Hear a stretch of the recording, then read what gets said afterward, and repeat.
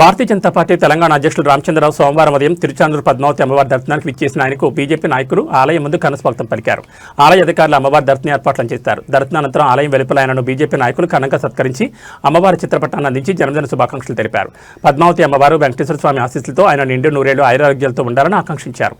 ఈ కార్యక్రమంలో బీజేపీ రాష్ట్ర మాజీ కార్యవర్గ సభ్యులు గుండాల గోపీనాథ్, బీజేపీ రాష్ట్ర ప్రధాన కార్యదర్శి నాగోతు రమేష్ నాయుడు, బీజేపీ సీనియర్ నాయకులు అజయ్ కుమార్, బీజేపీ నార్త్ మండల అధ్యక్షుడు లోక ప్రభాకర్ నాయుడు, రాష్ట్ర వైద్య విధాన మండలి చైర్మన్ డాక్టర్ శ్రీధర్రావు, బీజేపీ నాయకులు శివరాయల్, డాక్టర్ బండ్ల సోమేష్, మిట్టపల్లి బ్రహ్మానందరెడ్డి, అశోక్ తదితరులు పాల్గొన్నారు.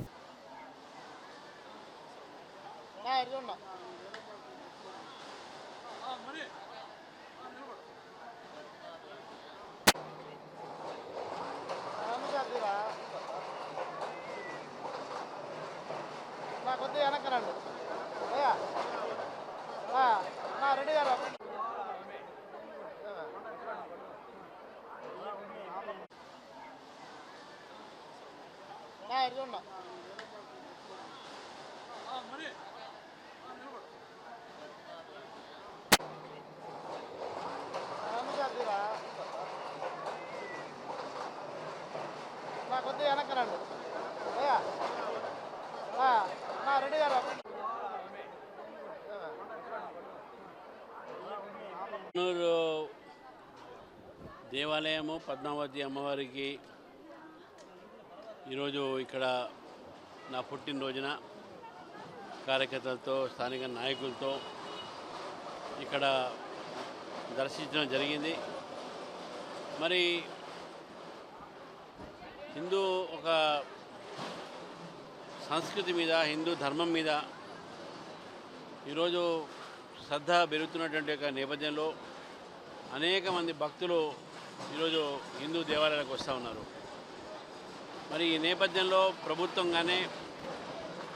ఏర్పాటు చేసినటువంటి బోర్డు కానీ చట్టం కింద ఇవన్నీ కూడా భక్తుల సౌకర్యాల కోసము చాలా వసతులు తీసుకురావడం జరిగింది.